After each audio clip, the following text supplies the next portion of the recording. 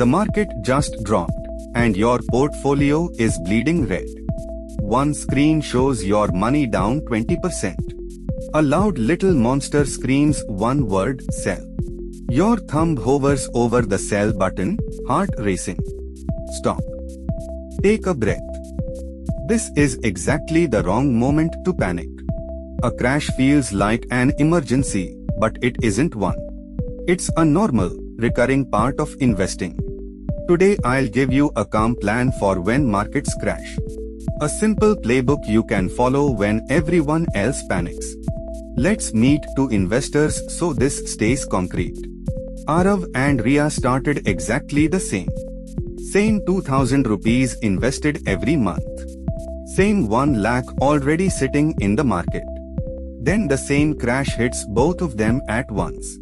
The crash isn't what decides their future. Their reaction to the crash is what decides it. One panics. One follows a plan. Watch how that single choice splits their paths. First, understand why a crash feels so terrifying. Your brain treats a falling portfolio like a predator. An ancient alarm fires, danger, run, escape now. On top of that, losses hurt about twice as much as gains. Losing 10,000 stings far more than gaining 10,000 feels good. So a red screen feels like a true emergency. That panic is completely normal, everyone feels it. But normal does not mean it's a good guide. Acting on that fear is what actually destroys returns. Now flip the picture with one calm idea. A market crash is really just a giant sale. The exact same shares are now on discount. Last month one share cost 1,000 rupees. Today the same share costs 700. Nothing about the business changed overnight. The price tag changed, the company did not. What felt scary is actually cheaper than before. Ria sees a sale where Arav sees a disaster. Here is the most important idea in the whole video. There are two very different kinds of loss.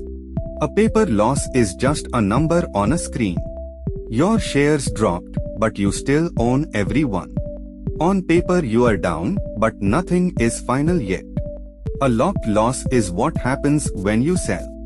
Selling turns that scary number into a real, permanent loss. Before you sell, the loss can still recover. After you sell, the loss is sealed in forever. So panic selling is what truly makes a crash hurt. Now zoom out and look at history. Markets have crashed many times before. Every single past crash eventually recovered. Not just recovered, it later climbed even higher. The dot-com crash, the 2008 crash, the COVID crash. Each one felt like the end of the world. Each one became a dip on a long rising line. The investors who waited were rewarded for waiting.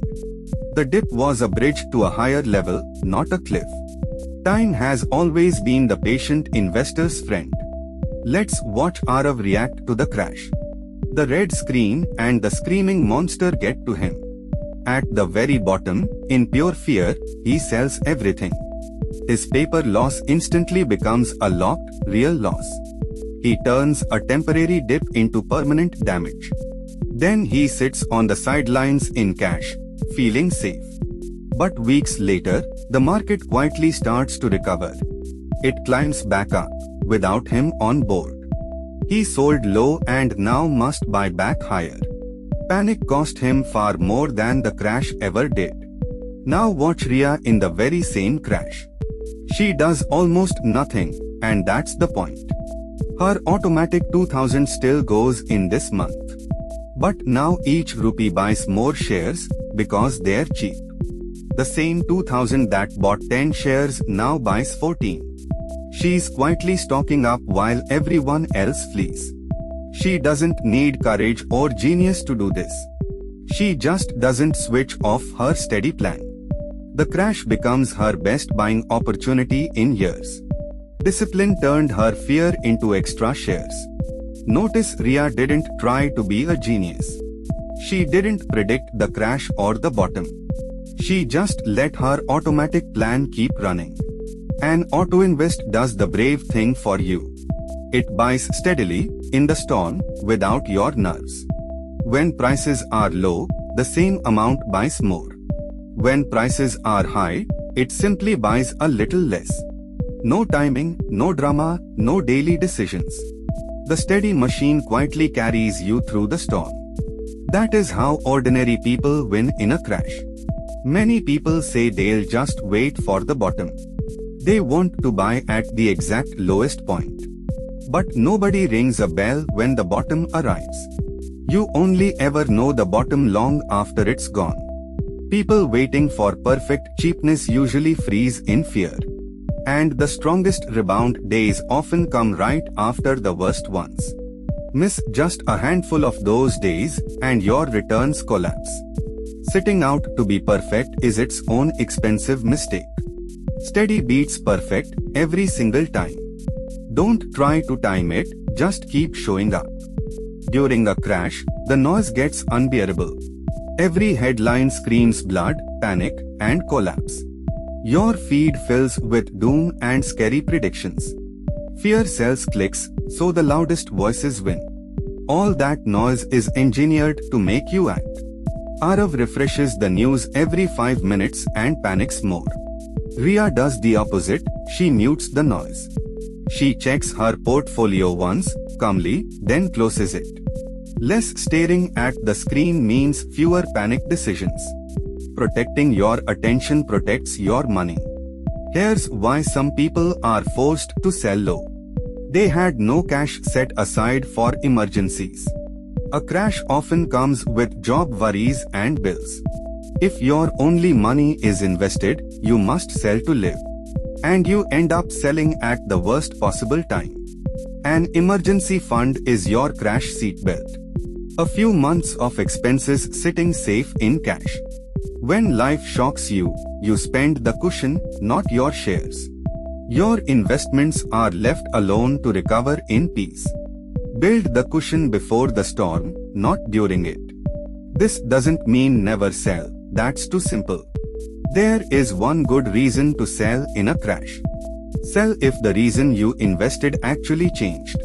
Not because the price went down, because the business broke. Ask, is the company permanently damaged, or just cheap today? If your original plan still holds, the red number is just noise. Review the business and your plan, not the falling chart.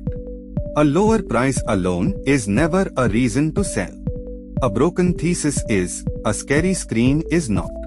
Decide with your head, on facts, not with the monster's screen. Now let time roll forward past the crash. The storm clears, and the market slowly recovers. Watch the two portfolios over the next few years. Arav sold low and bought back in late, scared. He locked his loss and missed the early rebound. Ria never sold and kept buying through the dip. All those cheap shares she bought now lift her up. Her calm, boring plan quietly passes Arav's. Same income, same crash, a very different ending. Discipline, not prediction, is what pulled her ahead. Let's lock it into one simple crash playbook. 1. Don't panic sell. A paper loss isn't real until you sell. 2. Keep your automatic contributions running. A crash means your steady plan buys shares on sale. 3. Ignore the noise, mute the doom, check once. 4. Keep an emergency fund so you're never forced to sell. 5. Zoom out, think in years, not in red days. Only sell if the reason changed, never just the price. Follow these 5 and a crash becomes an opportunity. Print this playbook in your head before the next storm. The storm always clears, and calm returns. Crashes are normal, panic is optional. Buckle your discipline seatbelt and ride it out. Subscribe and stay calm when the market shakes.